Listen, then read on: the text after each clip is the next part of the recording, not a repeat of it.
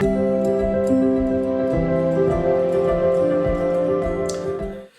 Tony, how are you?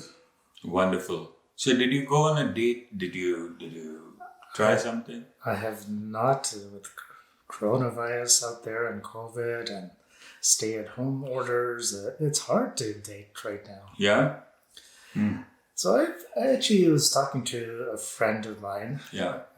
It's a young couple living in a condo, and knowing how small condos are these days, Yeah. 450 square feet and two people spending 7 days a week Cooped in. cooped in, driving each other crazy. Yeah.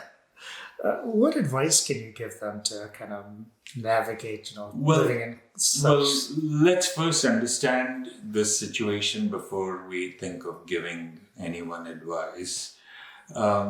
You see, let's face it, this coronavirus has disrupted everything globally. Everything has changed, and I don't think anyone in the world can say that he or she has not been affected. Everyone has been affected. But the funny part is that this fear of life and death is not such a big fear.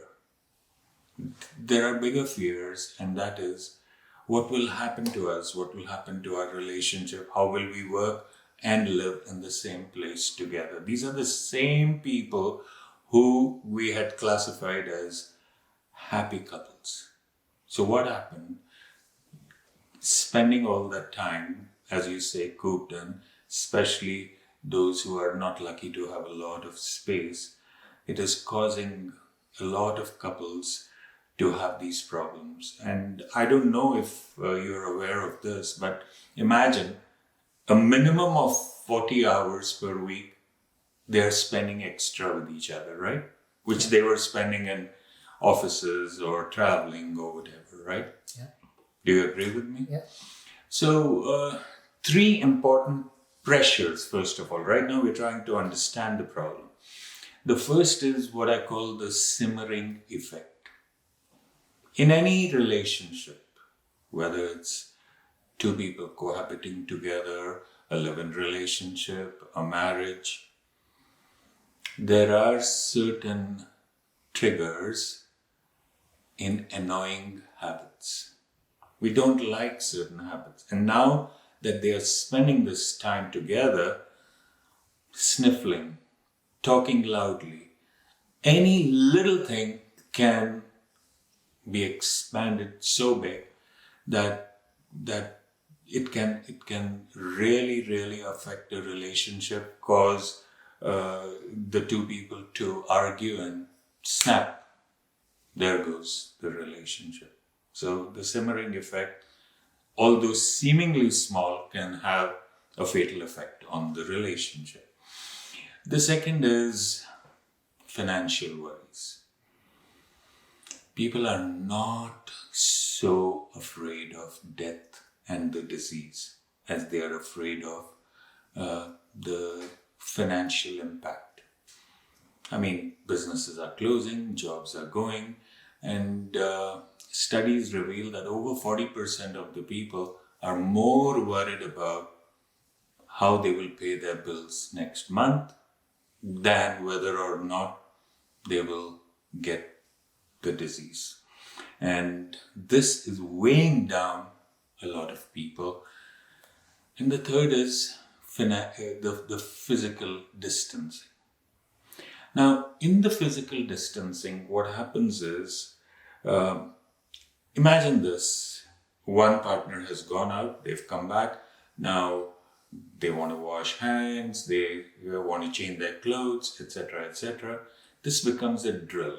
And even when they are living together, they try to maintain a distance, or one wants silence because they are working, the other person is cooking or whatever. But do you know this distancing, sadly, what is happening? It is causing isolation amongst the couple, the two who are living together. And so I I really feel bad that this is happening. Now, you asked me what suggestions can I give? For the simmering effect, for those habits, I would say try to move out, try to go out into the other room, try to just think that this is an entire package deal. This is how this person was and is. And also, this is not going to be our life permanently. This too shall pass. This is, I think, the most important thing for people to know. Financial worries, I would have said they should come to you. That would have been just a joke. Would you give them money? No. But for financial worries, I would say, instead of worrying over something that has not yet happened or taken place, they should take a day, a week, a month at a time. And kudos to our government. They are helping. And so many other things are happening where we're trying to help each other financially. And the worry usually is greater than the reality, right? And lastly, the causing the isolation. I think just as couples want to do a lot of things with their families, with their friends, they should do things together. They could be simple things like let's go out for a walk, now the weather is good, or play board games, or most important is show that love in the tone, in the words, in even the silence when they are in that living space. That's amazing. That's great advice, Tony. Yeah, but if they cannot,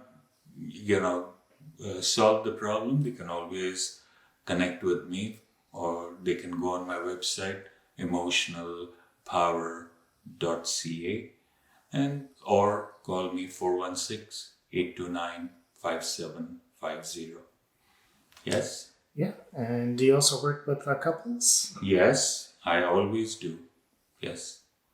Perfect. Thanks Thank again. you. Thanks. Thank you.